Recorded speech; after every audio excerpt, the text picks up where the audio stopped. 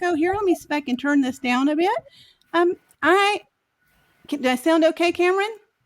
You sure do. Okay. All right. Cameron are you in Auckland right now? You bet. I'm in my dining room. You're in your dining room in Auckland? And he was just telling me, tell us about the weather. Well, we got lucky this year in that summer arrived early, and we have had the best Christmas day this year that I've had since I was a child. We had blue sky, no snow. It was probably 85 degrees all day, and we just had so much fun, relaxing, sweating a little, but it was great. So, t-shirt, short, flip-flops, that kind of thing. Well, I was just in South America, so I was in t-shirts, flip-flops, bathing suits, that kind of thing. And then I flew around the world again back to where I live, and so now I am in 8 to 10 inches of snow. So been there, done that. No thanks. It's kind of excited. I think it melted so I can drive out and about today. So I'll talk a little bit about the broadcast, and then we'll go right into Cameron's work history. And so we'll be able to talk about that and a little bit about his country too. So the Time to Wine broadcast is a live broadcast featuring experts in marketing, social media, leadership, and also wine. I think it starts with wine, but anyway, the international broadcast is YouTube videos that are on every Friday at 9 a.m. Pacific Standard Time. Both broadcasts are featured on Pinterest, Twitter, Facebook, LinkedIn, and Instagram. So make sure you hit subscribe to my YouTube channels for more interviews. I have also been approved for LinkedIn Live, and we are now doing live broadcast on LinkedIn, YouTube Live, and Facebook Live, which the audience can, if we do that, the audience can interact with us as we're talking, so they can ask questions as we're doing a live broadcast. So make sure you subscribe to the YouTube channel.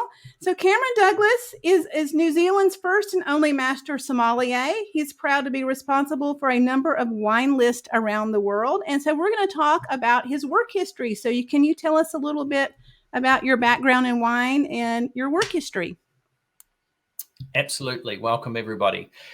I guess it all started when I moved from working at a bank to a restaurant and discovering great food and great beverage service. And when you understand food and you see the reactions that people have with food, and then you layer in wine or beverage service on top of that, it creates unique experiences.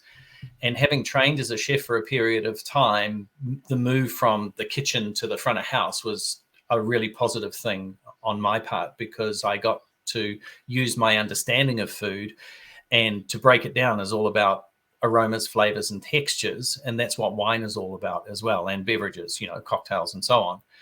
And so creating this, triangulation between people, food, and wine gave me great pleasure. So I decided to stick with it and work as a sommelier only. And that allowed me to stay in the hospitality sector for quite some time.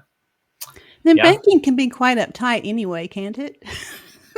I've worked in banking. Let's just leave that one in the past, right? It's about counting money at the end of the day. Yes, I was very good at it, though. Yeah. Okay, so now you are New Zealand's only master sommelier. So do you want to talk about that? That's quite a distinguishment.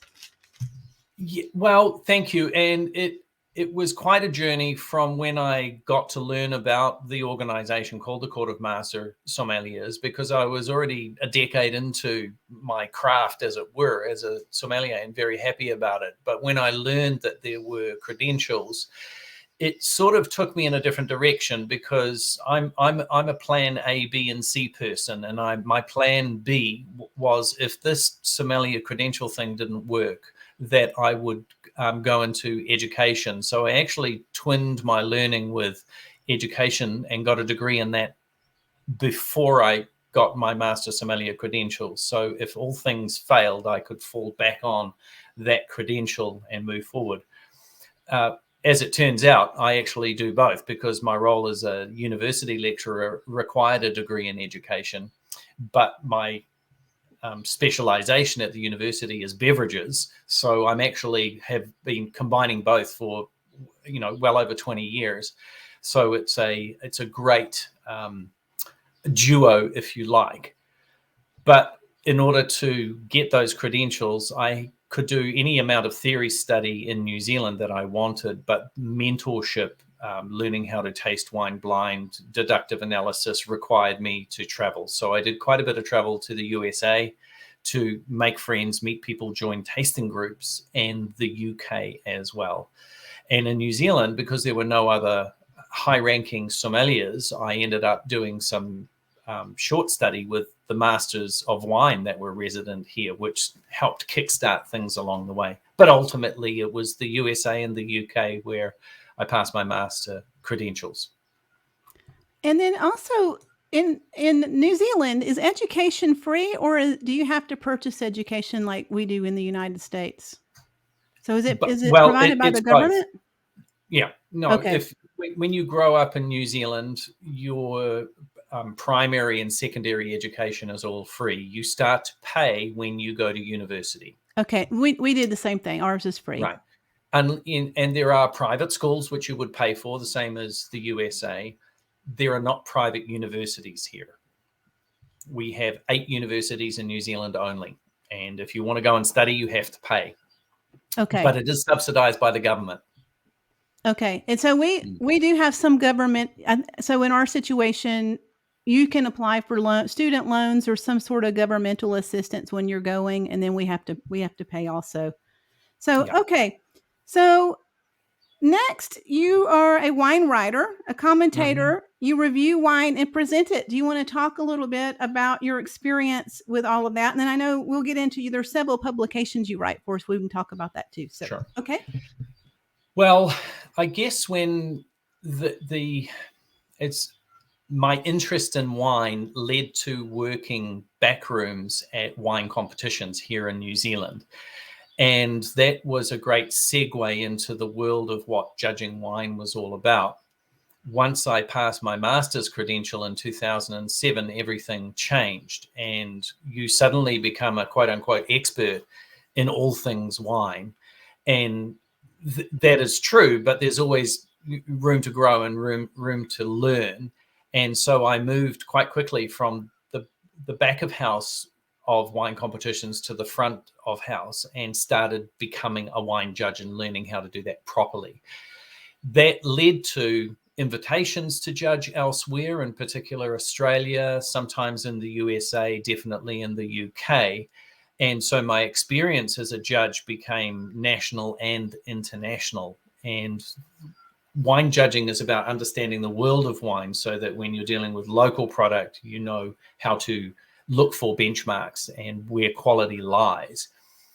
That suddenly led to a few shoulder taps and beginning to write. But eventually it led to me starting up my own website where I review wines for free. I don't charge to do it because I see that as a way to reach the industry and reach the general public without them knowing that things are advertorial. And so I've been running a website for a few years now and review wines and have quite a following with that. And that ultimately led to more judging for magazines, and ultimately writing more as well. So my world today is all about, tasting 6, 12, a dozen, 2 dozen wines a day, and then being able to upload those to my website, let the producers know all about how their wines have performed, and it doesn't cost them anything. Last year, about a year ago, I started selling bottle stickers, and that was a way for me to recover costs. And they were something that people could put on their bottle or buy digitally.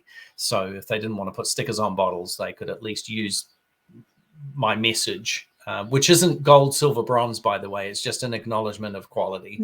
That you're reviewing it. So your personal brand as a reviewer. Correct. Okay. Absolutely. Yeah. Yeah. Oh, that sounds neat. Do you have one of those around in the house, or do you have it in front of you? Well, I could show you in one of the magazines that I write for. I don't know if you can see that. Yes, Those are the we can stickers. see it. Oh Yeah. yes, there's the stickers at the bottom. Perfect. Yeah. Yes. And it does quite well with people buying them digitally to use in printed publications or on their website. And a number of producers just don't like putting stickers on bottles. They just want their brand there. And this is a way of letting them see the recognition without having to put something on their bottle. So works well for all concerned. Great. Okay, so let's see. You're writing columns for hospitality and business magazines, one of which is The Shout. And then you mentioned that you are also writing for several other magazines. Would you like to talk about that? Sure. Well, most people listening or watching this know Decanter. And so Decanter reach out to me a couple of times a year to write something for their magazine that they do. So recently I just did something on New Zealand Chardonnay. So that's been sent off and will probably show sometime in February, March issue of Decanter magazine next year. But because of all of the changes that we've faced in the last 24 months around the world, Decanter have done an at-home series as well. So that means they would get experts, people like myself, to taste wine live or interview people, and they put that to their subscribers as well. So it's 2 or 3-fold with what I do for Decanter. And I guess in part because I've judged for the Decanter World Wine Award several times in the past, I'm now the chair of my New Zealand panel. So if I get to go to London in 2022, I'll be going as the New Zealand chair of judges for New Zealand wines. So that's a big plus. That is the a other big one plus. I write for. I don't know if you can see that. Kate Winslet Yes. on the cover. It's not the most recent publication, but it's called Mind Food. And Mind Food have 250,000 subscribers in Australasia. We personally post several dozen copies of these to our mates in the USA every issue that come out. And it is all about current affairs, people, famous people. Richard Attenborough has been on the cover recently. The most recent issue that came out for Christmas has Adele, the singer, on the cover. But I get several pages in that magazine each issue to talk about New Zealand wine, offer some tasting, some ideas, some news and reviews. So that's a lot of fun for me. And I get to report on what's going on. So that's really, really cool. And the other one that I write for is this one here called World of Wine. And this... That looks like Wine Spectator here in the United States has that same sort of appearance. Right. And it is a publication where cover to cover is 100% Cameron Douglas. So I'm reporting on things like wine storage, basic wine tasting, and this current one is cheese and wine pairing, chocolate and wine pairing, current affairs, and it comes out twice a year only. One summer, one winter issue. And I think you interviewed a mate of mine, Jim, recently. Jim Morris? He always gets a copy of this. Oh yes, I did. I did yesterday. I have like nonstop interviews. I'm very good at public speaking. I've got one tomorrow with a gentleman in Paris. That's why I'm always the names or making sure I've got the name right. Yeah. Okay. So one of the things that wasn't on our list that I wanted to ask you is you've been in quite a few documentaries. So one, I think, was one, The Seat at the Table. Do you want to talk about the documentaries you've been in? Well, it's like all documentaries, you're filmed in maybe about 5 minutes out of several hours that were filmed end up in the movie itself. But it was the idea of 2 local gentlemen here in Auckland that they felt that the New Zealand story, and in fact the story of Pinot Noir in particular, should be told to the world.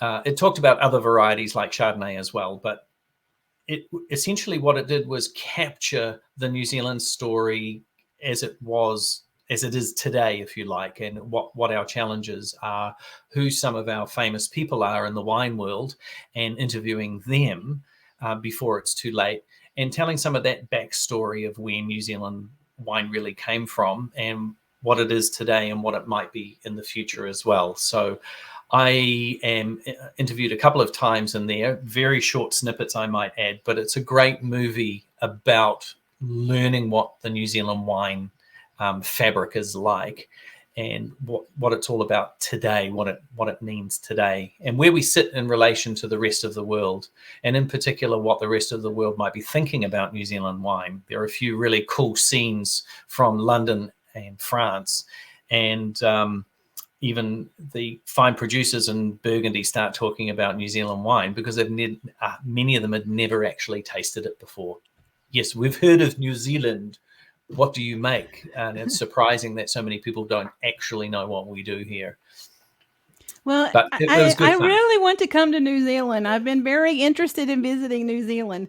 So, okay, so we've got the documentaries, and I have a collection of books. They're called Culture Shock, and they talk about culture shock between countries. And I've got one, Culture Shock New Zealand. So, and Right. I've got another book. I found another book about it's a travel type book.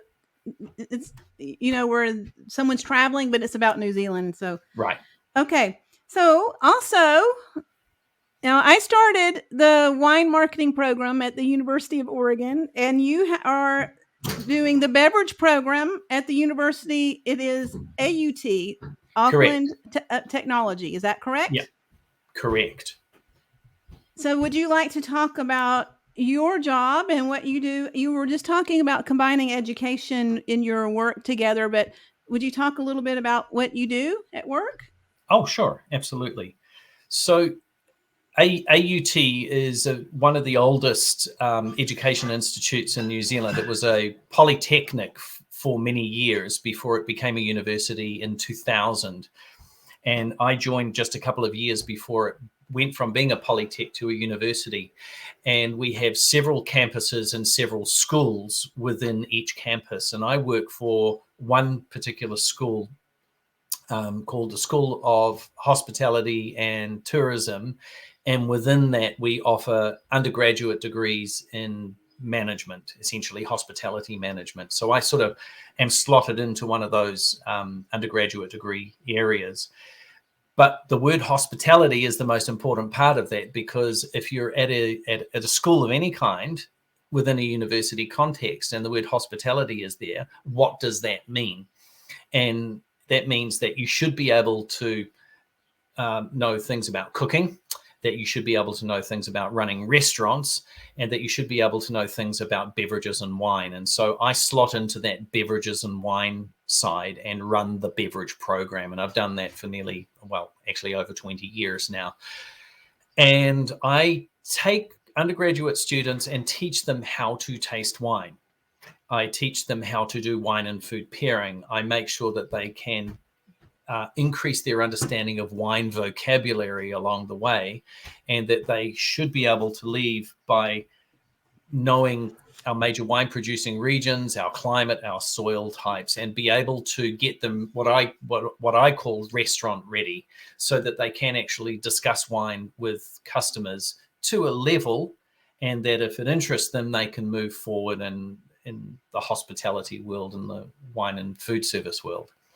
The other program that I teach on is one called Beverage Management, which is essentially a program about teaching people, if they're going to be in a restaurant or a bar or a nightclub situation, how to run a bar, from the financial side of things to, reciting 30 classic cocktails, to being able to understand the origins and production methods of all sorts of different beverages that you and I encounter every single day. So we're trying to get people restaurant and hospitality industry ready.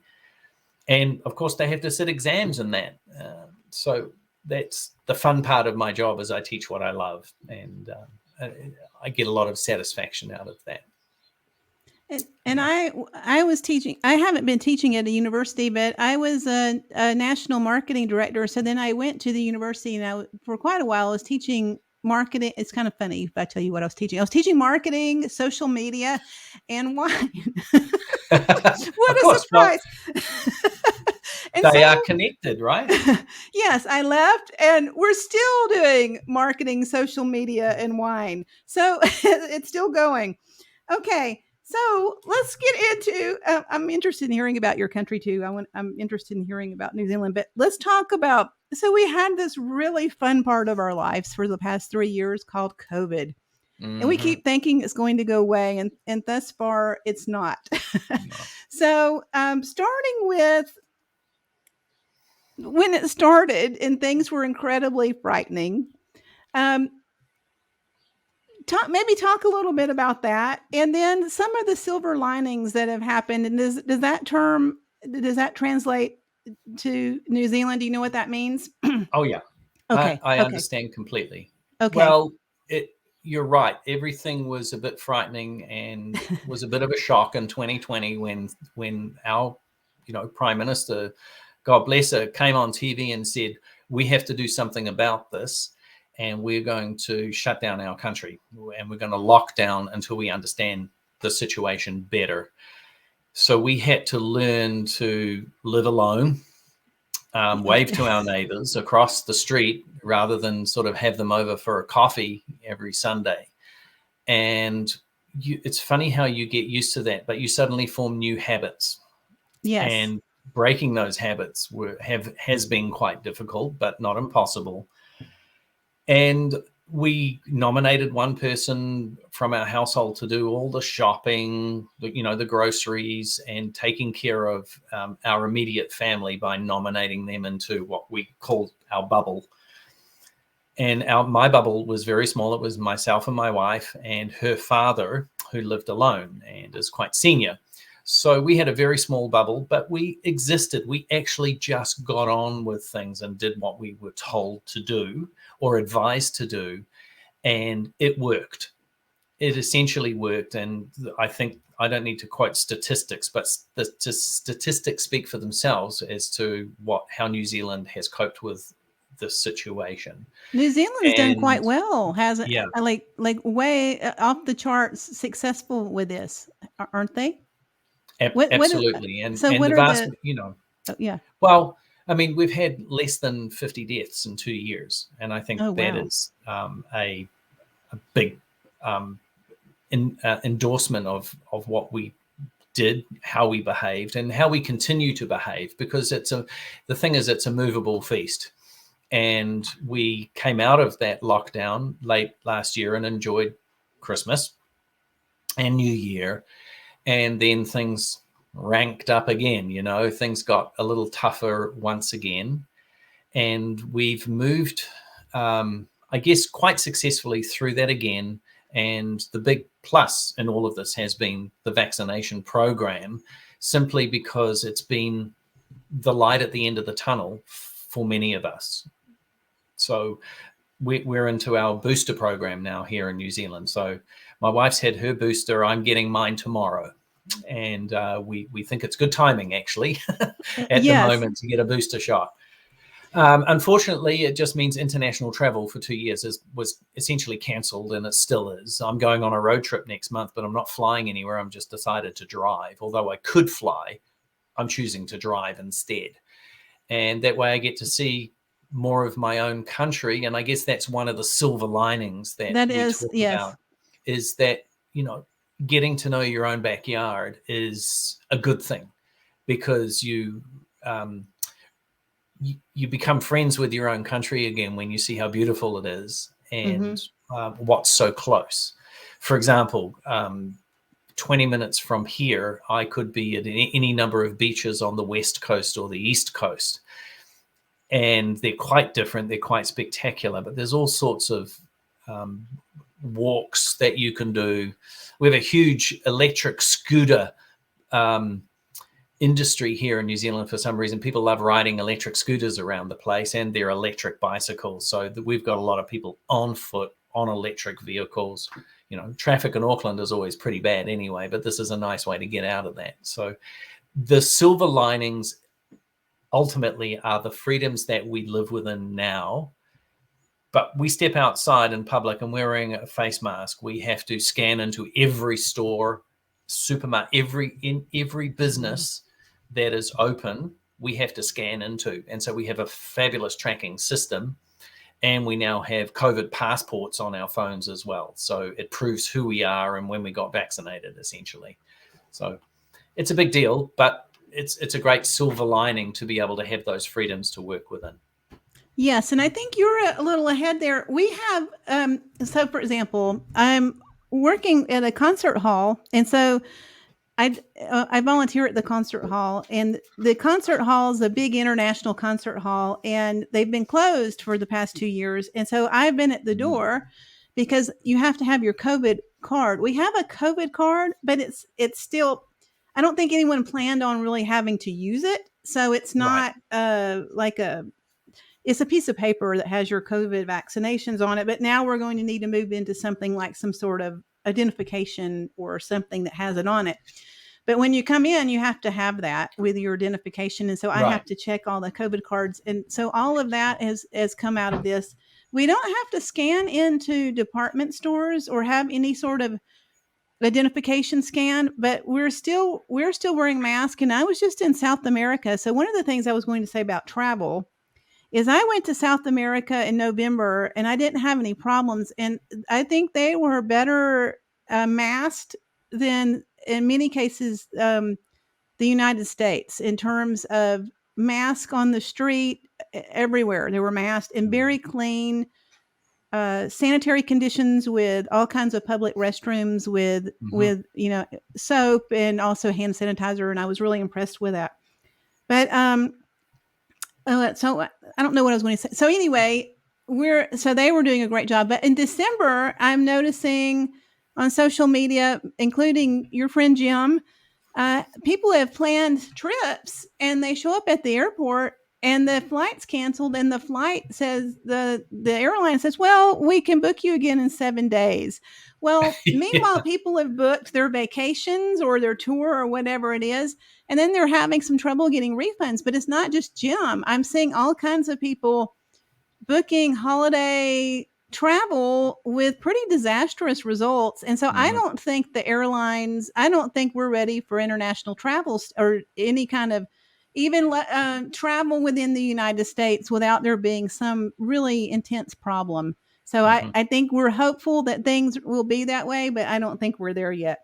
Yeah. So can you tell us, we're at 28 minutes and we're fine. I would just love to hear more about things to see and do in Auckland and New Zealand. Well, when you get to come down, there are several places that you should visit. And if wine is one of your goals, to make sure that you see wine country and taste wine at Saladors, we've got quite a few Saladors.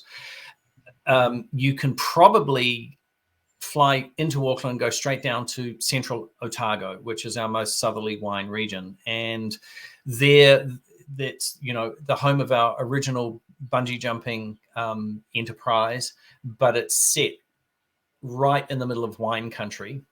And it is spectacular, but it's also an area where you can go snow skiing in the winter on one of the main lakes there. And here's the Kiwi accent coming at you, Lake Wakatipu. All right. You can jump into a 2-person submarine and go under the water there, and you can go jet boating. There's so many different things, great bars and restaurants, of course. In the middle of at the top of the North Island, where our largest wine region is, Marlborough, there are, again, many, many Saladors, but it's a very sort of deep dive into wine country there and wide open space living. But I haven't ever had a bad experience in a place like Marlborough. It's just so friendly and so much fun. Up in the middle of the North Island, we're heading towards where I am, Auckland, there are our native open volcanic areas with mud pools and steam and tramping in forest. There's a redwood forest, funnily enough, planted by an American many years ago in that area. And then, of course, up here in Auckland, the further north you go, the warmer it gets. And in Auckland, where I am, we have black sand beaches on the west coast and white sand beaches on the east coast. we have about 24 dormant volcanoes, and around there you can do lots and lots of walking, but you're on the water. You know, Auckland is called the city of sails, and so there's swimming and sailing and wine areas everywhere. Yeah. So we need to fill up a tour bus and head to New Zealand. I still think this. Okay. Very good. Very good. And you got wine there? What do you have? Well, I just thought, you know, as an educator, all I want to do is make sure that people learn how to do something before they sign off. And screw top wines, like this bottle of Antipodes water, is a screw top closed thing. And most people open wine like this, right? Right. Yeah, screw top. Wrong.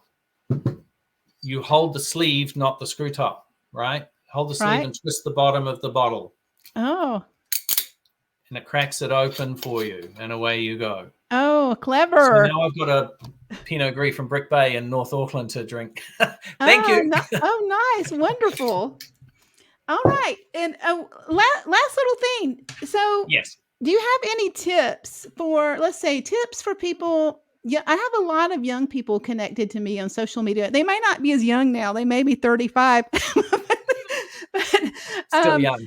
Still young. Tips for people that might want to enter the wine industry. What you recommend them do? What they do? If they want to get into the wine industry proper, like down the winemaking, wine production side of things, they need to volunteer and do a vintage picking grapes first. They need to know what's going on in the vineyard so they can understand what ends up here and how all that works. And it is a physically demanding role, but it's something that gets you neck deep into the idea of what the wine industry is all about. If you have designs on becoming a winemaker, then you have to get credentials. You have to get basic wine 101 and chemistry. You've got to go to university, and you've got to really prove that you are serious about it. In New Zealand, you can plant a vineyard anywhere and become a winemaker. We're not bound by old school or old world rules. So you can, in fact, grow grapes and become a winemaker in your own right. But if you want to sell it commercially, then you've got to be able to meet lots of different conditions. The other thing that you could do if you're serious about being a winemaker is to make sure that you volunteer to be in a winery for several weeks during vintage, just to really see what it's all about and decide if you're still interested in it thereafter. So, yeah. Quite often getting right in and trying things out and then deciding is a great way to do it. Yeah. So, okay. Well, go ahead. Do you have something else you want to say? I was just going to say, and the final thing is reach out to your favorite wine companies and say, I really want to come and do a vintage. You write to them, because eventually one of them is going to say yes. And the first job that they will probably offer you is one in the vineyard, picking grapes or pruning vines, things like that. And, you know, it's labor intensive work when you're a beginner, and then you might graduate to using machines or plows and things like that. But if you show you're serious, they'll take you on board. And what I like about that tip too is I've heard this a lot lately with successful entrepreneurs. The answer is always no, unless you ask. But persevere, keep asking. If you keep getting no, somebody will say yes, like you said. So I think that's one of my successful tips in entrepreneurial spirit. Okay, so now we're going to end the broadcast. So I'm going to hit end here. So thank you so much, Cameron. And here I am in Eugene, Oregon. Cameron, I've got friends in Eugene, Auckland, New Zealand. I'm in the Willamette Valley, which is covered with snow right now. So we've got ice wine. I doubt it, but okay. Thank you so much.